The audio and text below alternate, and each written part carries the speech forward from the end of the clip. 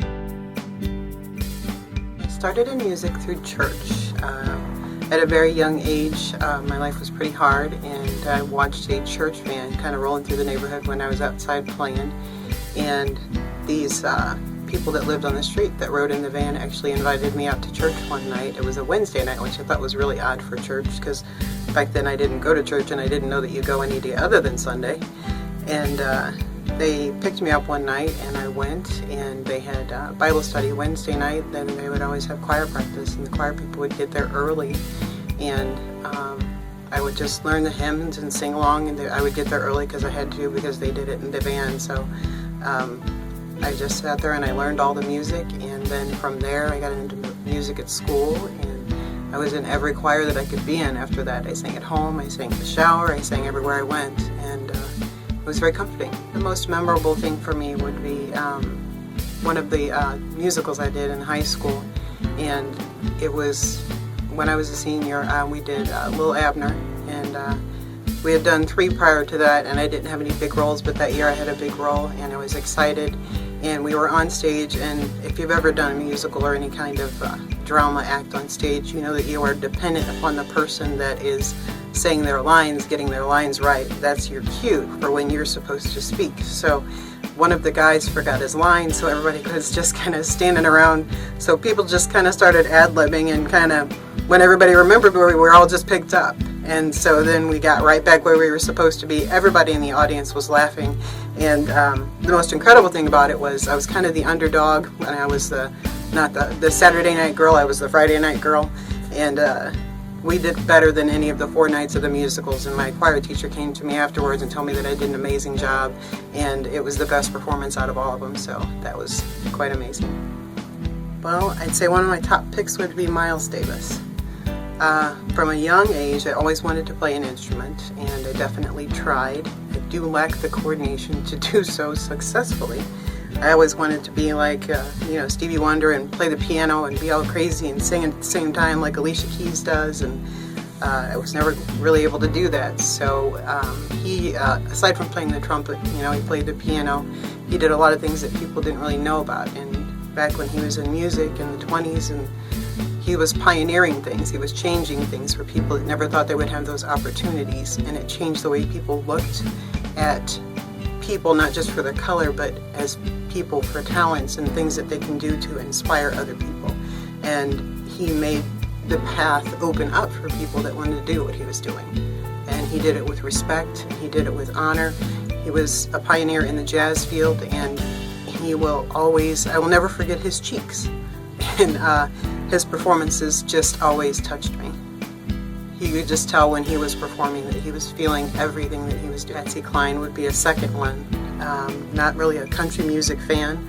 There are some country music songs I do like. She was a woman that back when she was singing, which I think was kind of in the 30s, she was what they call a crossover from country to pop. Back then that was a little bit different than what it is now, but you could feel that woman, the pain that she went through, if you know anything about her story. And there was a richness in the tone of her voice that brought chills to my spine when she sang. And to this day, when I sing songs like Walking After Midnight or Crazy, which was an amazing song, because of the life I lived, I can relate to a lot of the feelings and the emotions that she was experiencing. You felt her life when she was singing on stage. And she was not apologetic for how she sang. And I think that's incredible. I can't think of a time in my life where I didn't depend on music.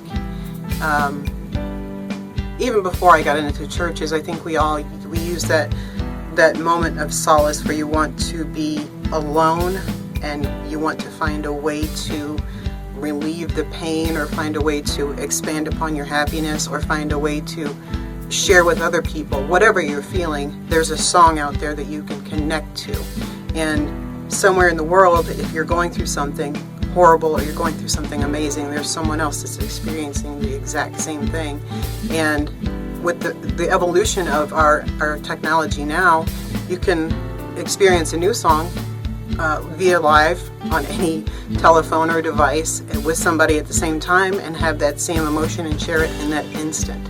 And so For me, as I said before, I had a really tough childhood, and music was all I had. I spent a lot of time alone, a lot of time learning songs to, if I'd be in a tough moment, I would just go inside my head and pick a song and pretend I wasn't there. So it's an escape, but at the same time, it can be a beautiful thing, and it can change the world.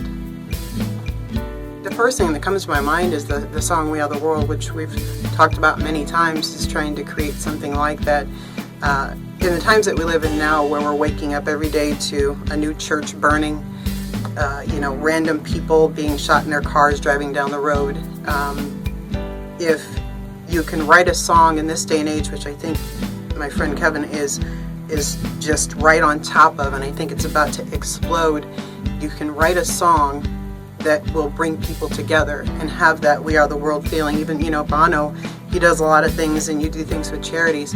You get people's attention with music so much easier than you can just by writing something down or making a video and putting it on YouTube. If you can put your heart and soul into music, people listen, they take notice, and then the lyrics that you put into it make them think, and then they get geared up inside, and then that makes them connect to what your movement is, and then they'll move forward, and then it just spreads like wildfire. So I just think that music is, there is not a topic to me that's more important than music, other than family, but they go hand in hand. So music is just as important to me as my family.